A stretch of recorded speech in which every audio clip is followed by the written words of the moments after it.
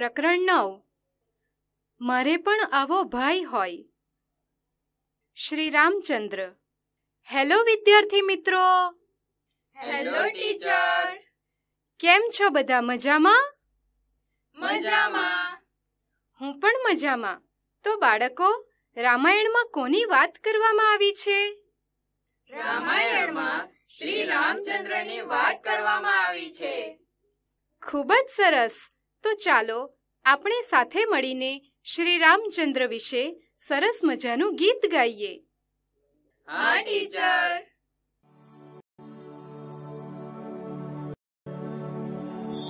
श्री रामचंद्र कृपालु भज मन हरण भव भय दारुण नव कंज लोचन कंज मुख कर कंज पद कंजारुण कंदर्प अगणित अमित छवि नव नील नीरद सुंदरम पट मानहु तडित रुचि शुचि नौमि जनक सुतावरं भजु दीन बंधु दिनेश दानव दैत्य वंश निकंदनम रघुनंद आनंद कंद कौशल चंद दशरथ नंदनम.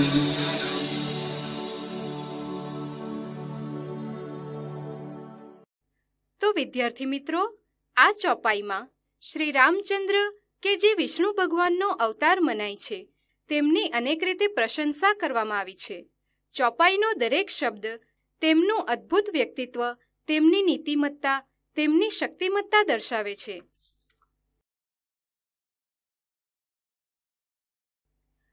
લક્ષ્મણ જેવો ભાઈ. હેલો વિદ્યાર્થી મિત્રો.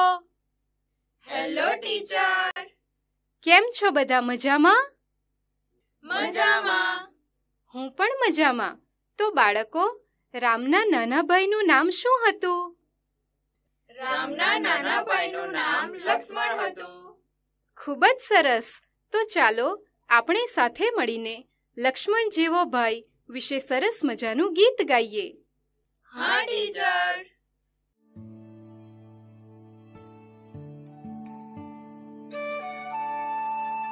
લક્ષ્મણ જેવો ભાઈ, બાપા મને મોકલી દે, રામ જેમ વને, જાતા મને બીક લાગે, એમ છે શું તને? 14 વરસ કેટલા દહાડા, કહે તો જરા ઠીક, ગમે તેટલા હોય ભલે, મને શાની બીક? દિવસે તો સૌ જાય, અમે જાશું રાતે, લક્ષ્મણ જેવો ભાઈ જો બા હોય મારી સાથે. નદી કાંઠે ઊભા હશે ઊંચા ઊંચા શર, જંગલમાં ઝાડ નીચે બાંધી લેશું ઘર. નૌકા તો પડી હશે કાંઠે સાવ ખાલી, બેસી જરા જોર કર્યું સડે દાટ ચાલી. ત્યાં તો બા મોટા મોટા હરણના ટોળા, દેખતાને દોડી આવે ઠેકી ઠેકી ભોળા. ખવરાવું લીલું લીલું ઘાસ ધરી હાથે, લક્ષ્મણ જેવો ભાઈ જો બા હોય મારી સાથે. કેટ કેટલા ઝાડ ઉગે, કેવા કેવા ફૂલ, અમને જો તું જવા ન દે તો એ તારી ભૂલ. ભાત ભાતના ફળો જ્યારે નીચે પડે પાકી, ટોપલીઓ ભરી ભરી ઘરમાં દેશું રાખી. ભૂખ લાગીએ ખાશું અમે બેસી પાસે પાસે, લક્ષ્મણ જેવો ભાઈ જો બા હોય મારી સાથે. તડકામાં ઝાડ નીચે ઘાસ ઉપર જાશું, મોટે મોટે બેઉ જણા લલકારી ગાશું. ગોવાળાના છોકરાને કહેશું એલા આવો, સાથે બેસી વગાડીશું વાંસળીને પાવો. કોઈ દહાડો ઊંઘી જાશું સૂરજ જાતા માથે, લક્ષ્મણ જેવો ભાઈ જો બા હોય મારી સાથે. વનમાં તો દાદા જેવા હશે ઋષિ મુનિ, રોજ રોજ સંભળાવે વાર્તાઓ જૂની. શૂર્પણખા આવશે તો એમાં એનો વાંક, નાનો ભાઈ કાપી લેશે કટ કરી નાક. રાક્ષસોનો ભય નથી, સાથે હનુમંતા. રાવણ મને કઈ ન કરે, મારે ક્યાં છે સીતા, મારે ક્યાં છે સીતા. રસોઈ તો બેવ જણા પકાવીશું હાથે, લક્ષ્મણ જેવો ભાઈ જો બા હોય મારી સાથે. બા મને શીખવી દે રામ જેવો વેશ, માથા પર બાંધી દે રામ જેવા કેશ. વાંસ લઈને કરી દે ને ધનુષને બાણ, સૂતા પહેલા શીખવી દે જાતરાનું ગાન. ચિત્રકૂટે ઉપડીશ હું 12 વાગે રાતે, લક્ષ્મણ જેવો ભાઈ જો બા હોય મારી સાથે. બા તું ત્યારે દેને મને એક નાનો ભાઈ, 14 વર્ષ જંગલમાં ખૂબ મજા થાય. તો વિદ્યાર્થી મિત્રો, આ ગીતમાં એક નાનકડો બાળક જે રામ લક્ષ્મણથી પ્રભાવિત છે તેની વાત કરવામાં આવી છે. બાળક લક્ષ્મણ જેવા નાના ભાઈની ખેવના કરે છે.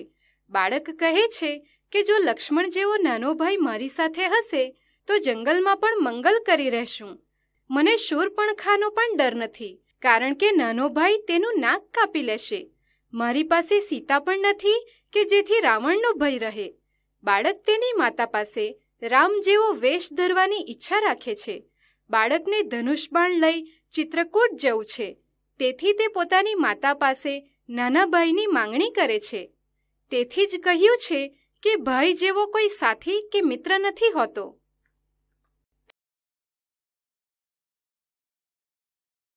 અનન્ય અનુજ. હેલો વિદ્યાર્થી મિત્રો, હેલો ટીચર. કેમ છો બધા? મજામાં? મજામાં. હું પણ મજામાં. વિદ્યાર્થી મિત્રો, માતૃપ્રેમ એટલે કે ભાઈની લાગણી, પ્રેમ વિશે મારે આજે વાતો કરવી છે. ભાઈ ભાઈ વચ્ચેનો પ્રેમ કેવો અનન્ય હોય છે તેની વાતો જાણવી છે. હા ટીચર, ભાઈ સાથે રમવા, લડવા, ઝઘડવાની અને સાથે રહેવાની મજા જ જુદી હોય છે. ખૂબ જ સરસ. તો આજે અનન્ય અનુજ વિશેની સરસ મજાની વાર્તા સાંભળીએ. હા ટીચર. રામ અને સીતા વનમાં ઝાડ નીચે બેઠા હતા. લક્ષ્મણ થોડેક દૂર શસ્ત્ર વિદ્યાનો મહાવરો કરતા હતા. રાઘવ, લક્ષ્મણને બોલાવી લો, એ પણ થોડોક વિશ્રામ કરી લે. જાનકી, અનુજ લક્ષ્મણ થાકતો જ નથી, એને વિશ્રામની જરૂર જ પડતી નથી. તમે બંને ભાઈઓ કોણ જાણે કેવી માટીના બનેલા છો. માટી તો અયોધ્યાની જ હતી, પરંતુ અમને વિશિષ્ટ રીતે કેળવવામાં આવ્યા છે. એ કેવી રીતે? રામે પોતાના બાળપણની વાત માંડી. અમે નાના હતા ત્યારે જ પિતાશ્રી દશરથ અને કુલગુરુ વશિષ્ઠજી પાસેથી ઘણી અસ્ત્ર-શસ્ત્ર વિદ્યા શીખ્યા. એ વિદ્યાઓ શીખતા શીખતા અમે સખત પરિશ્રમ કરતા પણ શીખી ગયા. હા, બાળપણથી પરાક્રમી હતા, એટલે જ તો ગુરુ વિશ્વામિત્ર રાક્ષસોથી બચવા તમને બંનેને પોતાને ત્યાં લઈ ગયા હશે ને? ના, રાક્ષસોથી બચવા નહોતા લઈ ગયા, અમને વધુ કેળવવા લઈ ગયા હતા. એમ? મને તો જાણવા મળેલું કે તાડકા નામની રાક્ષસીને મારવા તમને લઈ ગયેલા. એ પણ ગુરુદેવ વિશ્વામિત્રની કૃપા જ હતી જાનકી. વિશ્વામિત્ર સ્વયં બધા રાક્ષસોને મારી શકે એમ હતા, પરંતુ એ સત્કાર્ય એ અમારા હાથે કરાવવા ઈચ્છતા હતા. એક વાત ન સમજાઈ રાઘવ. તમે બંને ભાઈ ચક્રવર્તી રાજા દશરથના પુત્ર હતા, તો પણ વિશ્વામિત્રના આશ્રમે પગપાળા કેમ ગયા હતા? એ પણ અમારી કેળવણીનો જ ભાગ હતો. તમને ખબર છે જ ને જાનકી કે આશ્રમે પહોંચ્યા એ પહેલા રસ્તામાં જ મેં તાડકા વધ કરેલો. તાડકા માયાવી રાક્ષસી હતી, નહીં? હા, એ વારે ઘડીએ અદૃશ્ય થઈ શકતી, પરંતુ હું પણ પિતાશ્રી પાસેથી શબ્દવિધિ બાણ ચલાવતા શીખેલો. એ વિદ્યા તાડકાને મારવામાં કામ લાગી. તમને આટલું બધું આવડતું હતું તો પછી વિશ્વામિત્રના આશ્રમે બીજું શું શીખવા ગયેલા? ગમે તેટલું આવડતું હોય તો પણ શીખવાનું પૂરું ન થાય જાનકી. વનવાસમાં કેવી રીતે જીવવું એ અમે વિશ્વામિત્રના આશ્રમે શીખ્યા. અયોધ્યાથી રથમાં બેસીને આશ્રમે ગયા હોય તો વનના લોકો પશુ પંખીઓ અને ઝાડવા વિશે શીખ્યા ન હોત. આશ્રમમાં અમારું બધું જ કામ જાતે કરતા શીખ્યા, એટલે અત્યારે વનવાસ દરમિયાન પણ કશી તકલીફ નથી પડતી. તકલીફ તો વીરા લક્ષ્મણને પડે. તમારા મોટાભાગના કામ તો એ કરે છે. આવી મજાની વાતો ચાલતી હતી ત્યાં એક સ્વરૂપવાન યુવતી આવી અને વાતો અટકી. હે માનવ, મારે તારી સાથે લગ્ન કરવા છે. રામ અને સીતાને નવાઈ લાગી કે કોઈ અજાણી સ્ત્રી આવી માંગણી કેવી રીતે કરે. હે યુવતી, આપનો પરિચય આપશો? હું શૂર્પણખા. આ વન ઉપર મારો અધિકાર છે. મેં તારા જેવો સ્વરૂપવાન યુવક આ પહેલા જોયો નથી, માટે તારા રૂપથી મોહીને મારે તારી સાથે લગ્ન કરવા છે. પરંતુ હે દેવી, હું તો પરણેલો છું. આ સુંદર અને સુશીલ જાનકી મારી પત્ની છે.